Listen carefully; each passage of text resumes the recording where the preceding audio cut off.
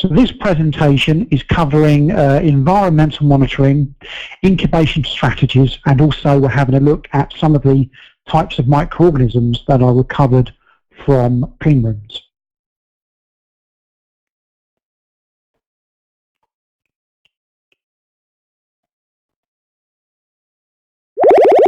Okay, so these are the things that we're going to be covering in the presentation. So we're briefly going to have a look at environmental monitoring and some of the things that it's trying to cover. And here the focus is going to be on method limitations. We're also going to have a look at some of the problems and some of the myths associated with the incubation of environmental monitoring samples.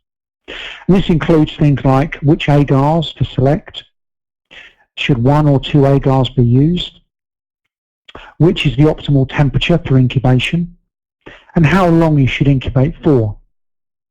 We're also going to touch on the types of microorganisms that you can expect to detect and look at some things to do with identification methods and clean room microorganisms.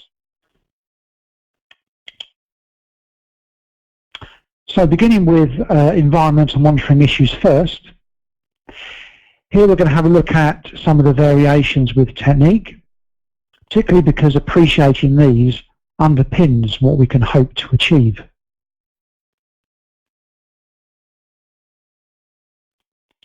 So, what are we trying to do with environmental monitoring? Well, we're trying to assess how well clean rooms are performing using viable and particulate counting methods. We're also attempting to verify environmental control. That's looking at how well the clean room is working. We're also trying to assess the impact on staff behaviours for things like gowning. We're also trying to help risk in relation to excursions. What, for example, is the impact of finding result X in location Y? Furthermore, does the excursion relate to a specific activity? We also want to use environmental monitoring to assess event-specific incidences. For example, if the heating, ventilation and air conditioning system loses power, or if there's a shutdown due to maintenance works.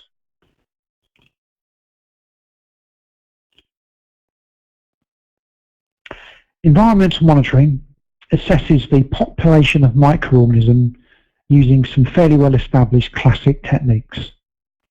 So here we have active air sampling using a volumetric air sampler. So that can work by either impaction or centrifugal forces or filtration or other means. We also look using passive air sampling. That's the use of saddle plates to look for surface deposition. We're also looking at the use of surface samples. So that's contact plates and swabs. There's also samples of people using finger plates and gown plates. An important additional development are the relatively new spectrophotometric methods. These are real-time viable particle counters. But all of these methods deployed are highly variable in terms of their collection efficiency. And we'll have a look at some of these weaknesses next. So, with saddle plates, it's important that the plates are positioned in relation to air currents. The location must relate to air distribution, especially in grade A or ISO class 5 environments. Otherwise, the plate itself is fairly meaningless. One risk area is desiccation. Here, can a plate be exposed for 4 hours and not lose excessive weight and cause recovery issues? Another thing is the meaningfulness of the colonies recorded on the plate. So here is 1 CFU, actually 1 CFU.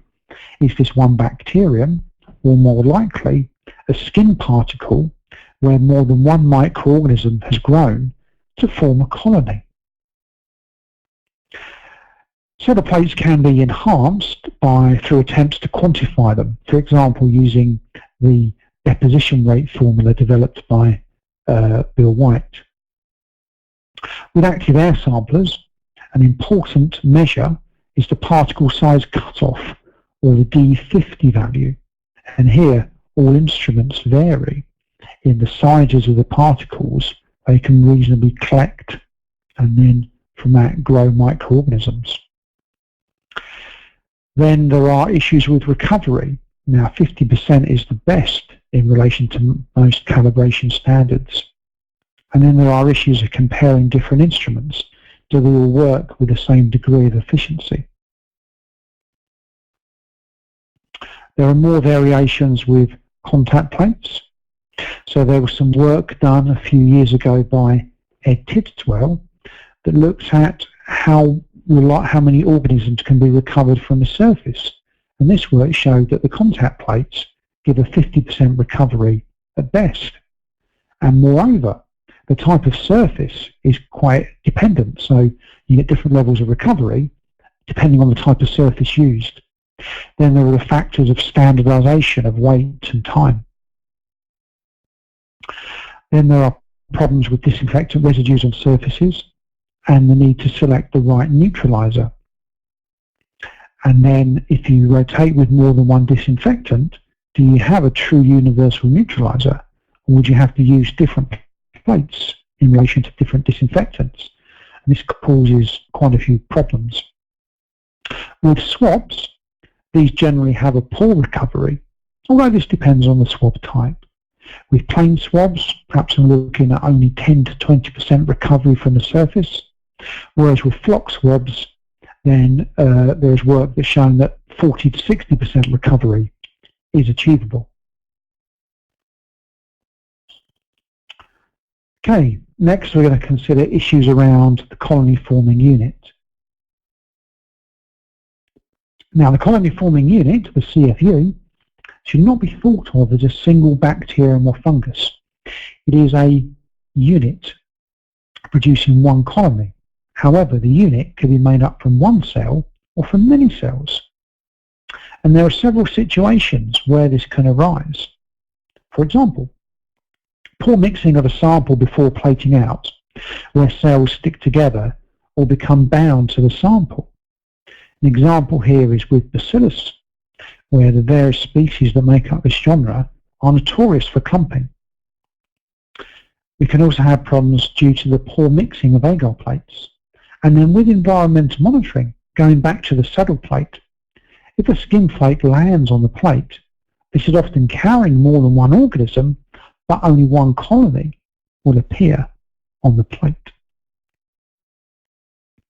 Okay, so with those limitations acknowledged, now I think they're important to understand that the core methods themselves have limitations, even before we start looking at issues of different agars and incubation. So let's begin with some of the limitations surrounding culture media. Now, between 70 and 90% of the microorganisms in the environment are estimated to be viable but non-culturable. This means even with the most optimal cultural methods, there's an awful lot of things that cannot be grown. Furthermore, there is no single culture medium that will detect all of the culturable microorganisms. So here the questions that are interesting are, does this actually matter? And if so, should two different media be used? To add to this, there are also variants of incubation time and incubation temperature. And we'll go on to have a look at some of these issues next. So with incubation time, avoiding the chicken or egg scenario, I would argue that incubation time needs to be decided once the debate about whether you're using one or two different types of culture media and the question of incubation has been decided. So looking at incubation time, maximum incubation time should be assessed for at what point do colony forming units stop appearing? Is there a point when the media ceases to be able to support slow growing microorganisms? So the time issue should be evaluated. And on the screen there are some references of studies that have been undertaken. So a study into incubation time was essentially based on holding plates in an incubator, removing them counting them, putting them back and so on, until no further growth was recorded. Another related area to have a look at is with media desiccation. And it's important to understand whether the media will support growth after exposure in a UDAF and at the end of the incubation time. And this is not just the time exposed, but it's also the weight loss during the incubation. So both of those papers can be sent out to you. If you'd like to leave your details with the Pharmic desk in your email, then we will email you copies over the course of the next couple of weeks. Okay, so now a very hot topic. Should you be using one or two different culture media? So, should two different culture media be used? One to recover bacteria and one to recover fungi? And this raises two questions. If it is necessary, which are the two best media to use? Or even, is it really necessary and will one media do? Now, it's generally accepted that TSA is a good general medium for the recovery of bacteria. However, let's assume for this point that two media are necessary. If so, what is the best media to use to recover fungi? And again, I had a look at this in a study a couple of years ago, which I'll run through some of the main points. But again, if you'd like to receive a copy of this, then we're more than happy to send one to you.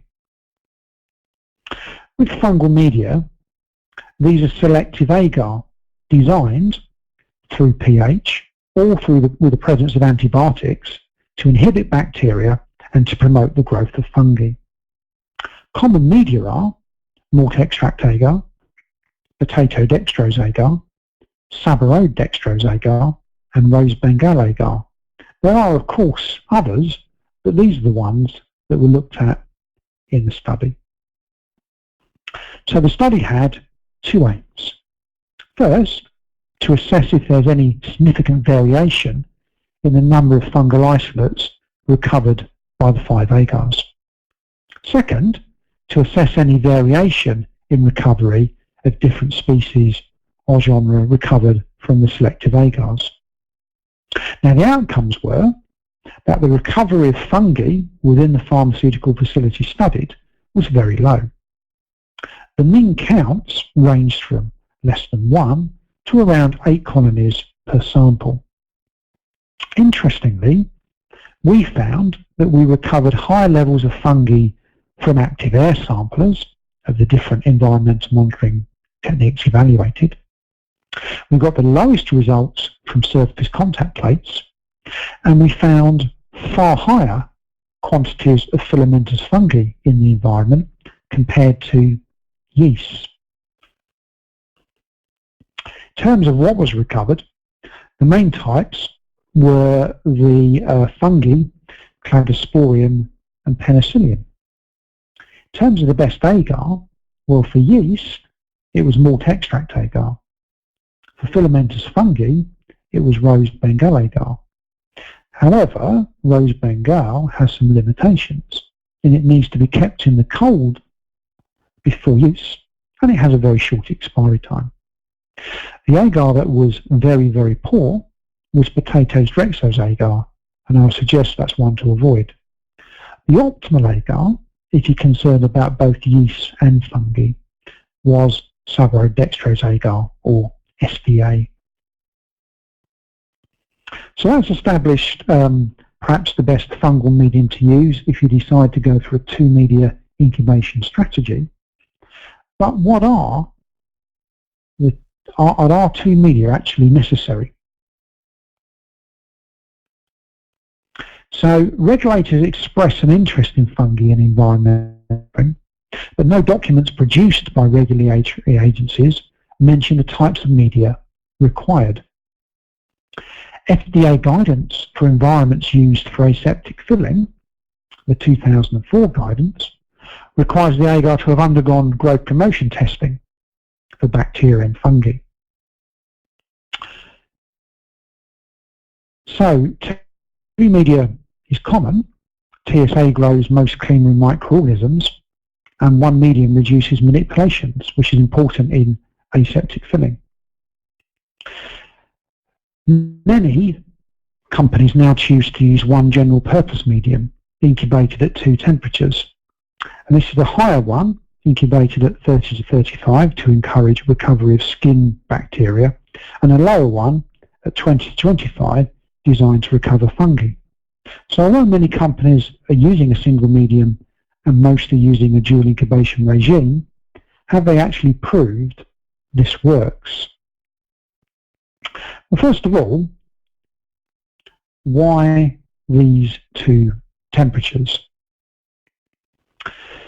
30 to 35 degrees is generally to encourage the recovery of skin commensurable bacteria. And this is based on our understanding of the skin microbiota, where most of the skin on the outer layer has staphylococci, micrococci and cyanobacteria. 20 to 25 degrees is designed to recover fungi, and this is based on the growth characteristics of the types of fungi that are common to cleanrooms, organisms like Alternaria, Aspergillus and Cladosporium. So the rationale for those temperatures is understood, but which way round should we be incubating?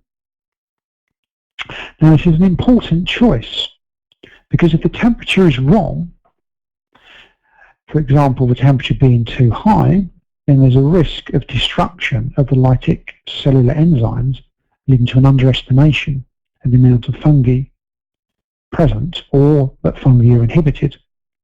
If the temperature is too low, then you could get overgrowth of fungi obscuring bacterial colonies, or some bacteria may not grow as well. So the question is, does a delay in the optimal temperature simply delay growth so that all is recovered at the end of the dual incubation regime, or does the wrong temperature lead to either a loss of viability or a problem of accountability? So I'm then going to describe another study, and again, if you'd like to read this, then we're happy to provide a copy to you. So with the study, there were 2 possible approaches: in vitro by challenging media, or in situ by carrying out side-by-side environmental monitoring. We decided on in situ because the microorganisms would be representative of the cleanroom environment, and this we felt would be less artificial. The study had as a prerequisite that incubation times had been set by previous examinations. And the study looked at 2 regimes. Regime A was designed to recover bacteria first and then to recover fungi. Regime B was designed to recover fungi and maybe a few bacteria first, before recovering the larger population of mesophilic bacteria.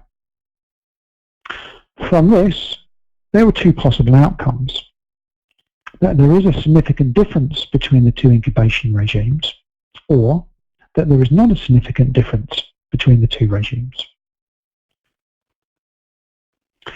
The study took note of the time taken for the incubated plates to reach the required temperature, the time that the plates are placed into the incubator, and the day and time that the plates are removed from the incubator, either for temperature transfer or for the final read.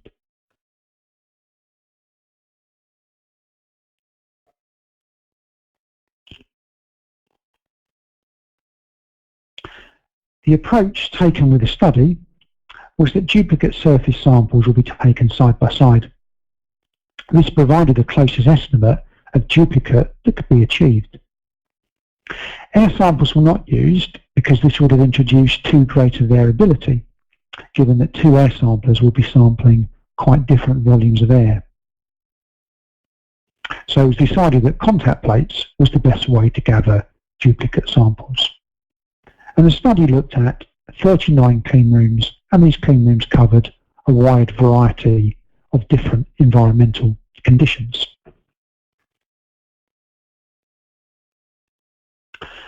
The data for the total count, that's bacterial and fungal colonies, was analysed using an unpaired student's t-test. This had a 0.05 significance level and was at a 95% confidence interval. And this significance test was used to determine whether there was a significant difference between the total number of colonies isolated by the two data sets. And you can see the results of that on the slide.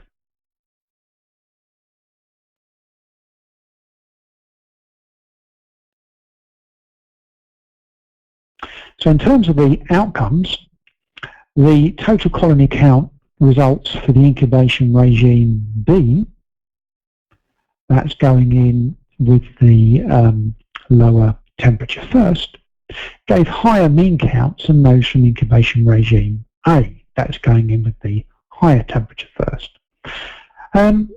So A was averaging at 8 colony forming units per plate, whereas B was averaging at 11 colony units per plate. But although there was a difference, this was not shown to be statistically significant. Therefore, based on the total count, there is no optimum incubation regime. So, if you do not find many fungi, then there's arguably no need to explore this matter any further. But here comes the big but. Here, what if fungi are recovered regularly? Out of the 136 data sets, 15 samples showed fungal colony growth. If these samples are considered, and admittedly it's a small number, however, it was found that a greater number of fungal colonies were isolated by incubation regime B.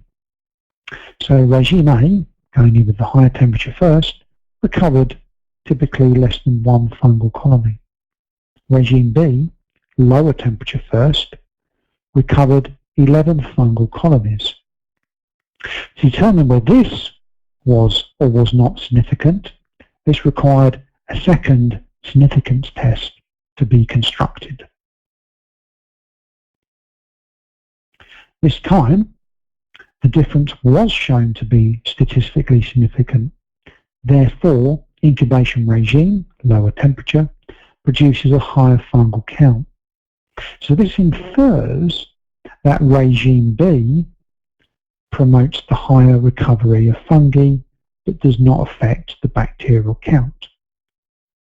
And this regime was, just to remind you, 20 to 25 degrees for 5 days, followed by 30 to 35 degrees for 2 days. So the current question, does this matter? Well, perhaps if there is a lot of fungi recovered. But the most important element with any environmental monitoring regime is consistency of practice, to always use the same incubation parameters so that results can be meaningfully compared over time. Okay, moving on to look at cleanroom microorganisms.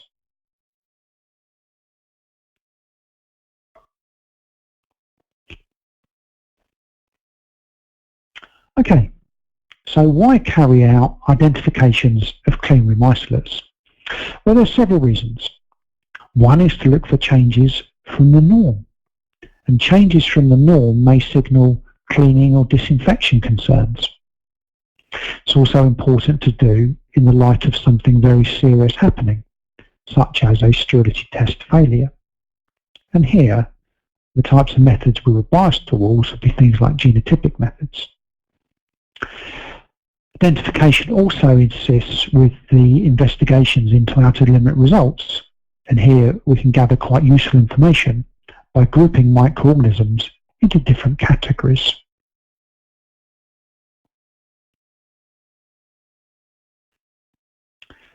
Now, there are a range of different contamination sources within cleanrooms, and understanding these is very useful for the eventual grouping and understanding of the types of microorganisms that are commonly recovered. So air is a contamination source. Microbial carrying particles are in air streams, and air moves from less clean to clean areas. Then there is equipment. The transferring in and out of equipment represents a problem. Surfaces. If surfaces are contaminated, then transfer is possible from contaminated surfaces to clean surfaces, thereby contaminating the clean surfaces. There are also water sources. Water is a growth source and a vector of contamination. But the most important source, and it's highlighted in red on the slide, is from people. And with people, different sites on the body have different microbial communities. And the types of microorganisms on people are based on nutritional and physicochemical requirements. And generally, the microbial population carried on the human skin relates to two laws. There's Liebig's law of the minimum, that determines that microbial numbers are influenced by the nutrients present. And there is also Shelford's law of tolerance, that says that non-nutritional factors governing growth, such as pH and temperature, affect the total numbers. There are also antimicrobial factors and mechanical removal factors, such as skin shedding, which affects populations. So the biggest risk to clean rooms comes from human skin. The average adult has 1.8 square meters of skin. And there are many regional differences, so the skin should be thought of as a different ecological system. So the temperature on the skin ranges from 25 degrees to 37 degrees. So the warmest area is under the arms, where you'll be hitting temperatures close to 37. The coolest area is often at the end of the fingers, where you'll be getting temperatures around 29 degrees. The pH of skin varies from acidic to neutral. So the forehead tends to have a pH of 4.8, whereas under the arm, the pH is nearer to neutral. Then there are also very big differences in moisture. So there's high moisture under the arms, around the groin and between the toes. And this leads to a high microbial density, whereas other areas of the body, like the arms, are relatively dry. Now, skin presents a risk to clean rooms because the epithelial cells are continually being shed. So many microbial communities on the external surfaces are unstable, and this leads to microbes being released into the air with the potential to contaminate. The vast majority of these are gram-positive bacteria, and this is because the skin is generally a dry environment, and any fluids present on the surface generally have a high osmotic pressure. Gram-positive bacteria, especially the staphylococci and micrococci, are better adapted to such environments. In general, they're more resistant to desiccation than other organisms. However, with variations in temperature and the areas of higher sweat production, especially occluded areas like between the toe webs, there's more variation, and the presence of gram-negative bacteria can sometimes occur. So with the body variation, the chart on the screen shows different regions of the body, different types of environments, and the different types of species that can be recovered. So with the forehead, we tend to find more anaerobes, and this is due to the presence of the sebaceous glands. Between the toe webs, we get some more fungi and bacteria that like damp environments. The arms that are dry, then we find more staphylococci and similar bacteria. So we shed a lot. But why do some microorganisms survive in clean rooms? Well, survival is dependent upon species and time, plus a combination of influencing factors. So things like temperature, available water, the concentration of organic compounds, the concentration of hydrogen ions, the concentration of inorganic compounds, redox potential, pressure, light intensity, and also factors like geographical location and habitat all affect whether microorganisms will or will not survive in clean rooms. However, variables affect the types of microorganisms recovered, or indeed whether microorganisms are recovered at all. So One thing is with the environmental monitoring methods that we mentioned at the start of the presentation. Then there's a location of the monitoring sample, the types of agars that we've also touched upon in the presentation, neutralizers, important for where there are disinfectant residues, incubation time, incubation temperature, again is issues that we touched upon earlier in the presentation, and then there is the identification method. So these variables aside, what tends to be found in clean rooms? We can generalize a little, but it's important to note that all clean rooms will vary a little in terms of their recoveries. So variations relate to clean room types and uses, the grade, the temperature, the humidity, where in the world the clean room is located, gowning requirements, for certain locations on the body are more likely to release organisms than others, and this will depend on how good gowning control is. Plus the reliability of the data collected is influenced by the microbial identification method, for example whether we're using a phenotypic or genotypic method, the database used, its size, whether it's orientated towards clinical use or industrial use, plus the periodic reclassification of microorganisms. There's the limitation of methods, the agar, the incubation regimes, and also the fact that many organisms in the clean rooms are not culturable. There's also the additional factors of seasonality and the time of sampling. So what should we expect? There's been very few studies of pharmaceutical clean room microflora. There is a study that was done 5 years ago, which is referenced on the slide. And again, if you'd like a copy of this, please leave your name with the Pharmic desk at the conference. So this case study looked at a pharmaceutical facility in England. The clean rooms examined represented 40 grade B rooms, of which 5 had grade A clean rooms, 35 grade C clean rooms, and 20 grade D clean rooms. The monitoring regime was the 20 to 25 for around 5 days, followed by 30 to 35 for 2 days. And data was collected over a 9-year period. So looking at the grade A and grade B areas, here 6,729 different microorganisms are identified.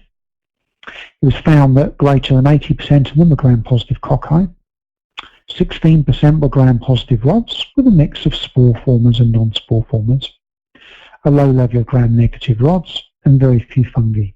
And this may be fairly close to what is expected. In terms of the types of species recovered, skin-related microflora represented the most common genre isolated, with the family Micrococcaceae, that's the genre of micrococci and staphylococci, representing over 90% of the isolates. And the list on the screen shows the organisms that are recovered in order of occurrence. So the most common organism was Micrococcus luteus.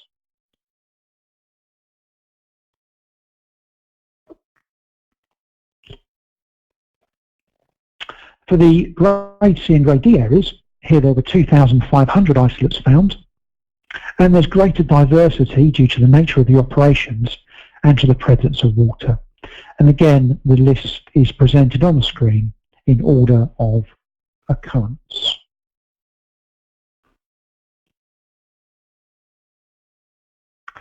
So the interesting outcomes from the study were that there's an association between the microorganisms commonly found in clean rooms and those transient, short-term or long-term residents of human skin. There are fairly low incidences of bacillus species, but such organisms can be transferred into clean rooms via people, dust or material transfer, and can never be totally eliminated. There will occasionally be low-level instances of microorganisms resident within the human body, for example if there's poor gowning control. And where there's a water source, then some microorganisms associated with water systems are expected. The study also found that there's little variation over time. When variation occurred, this was normally due to something having gone wrong, such as changes to cleaning techniques, changes to personnel, a problem with a HVAC system. There's some variation by sample types. So with personnel samples, like finger plates, gram-positive cocci occurred most frequently. With air samples, gram-positive cocci occur very frequently, perhaps due to people shedding. With surfaces, gram-positive cocci occur quite frequently, but there are still recoveries of things like gram-positive rods. And when gram-negative rods occur, this is mostly due to water being left on surfaces. Of the organisms recovered, the vast majority of bacteria are mesophilic, aerobic or facultative anaerobic bacteria. Where specialist gases are used, then sometimes bacteria that grow and survive within anaerobic conditions are found, but these are a rarity. With thermophiles or extremotolerant bacteria, then there are virtually no incidences at all. With fungi, the most common fungi in cleanrooms are Aspergillus and Penicillium, and to a degree Trichophyton that relates directly to people, that being the fungus that causes athlete's foot. Where Cladosporium is recovered, this relates to problems with air handling systems. So, drawing the presentation to a close, and what has been addressed has been a general introduction to environmental monitoring, then a focus on issues with environmental monitoring. So we looked at problems with saddle plates in terms of desiccation, air sample, particle size cutoff, and so on. Then we looked at incubation strategies and discussed whether one or two culture media should be used for environmental monitoring. The inference of the work I presented was that one culture media should be adequate. Then we looked at the optimal incubation time, where one medium is used. Then we looked at going in with a higher temperature or a lower temperature first. And here the study I presented showed that the lower temperature first was better for recovery of fungi. And then we've closed with a general discussion on cleanroom microorganisms, the types that are found, why they're found, and provided a basis of a benchmark study. So I'd like to thank you for having me. I'd like to apologise again for not being here in person, but hopefully this audio recording has been of sufficient interest. Again, if you'd like copies of any of the papers presented, Farming are very happy to send them to you. And I understand that David Keane will be answering any questions you might have, but if there's anything that can't be answered or you'd like to know more about, then again, if you please contact the Farming desk, I'm very happy for my email to be provided, and you can email me directly. So goodbye and enjoy the rest of the conference and the presentations today.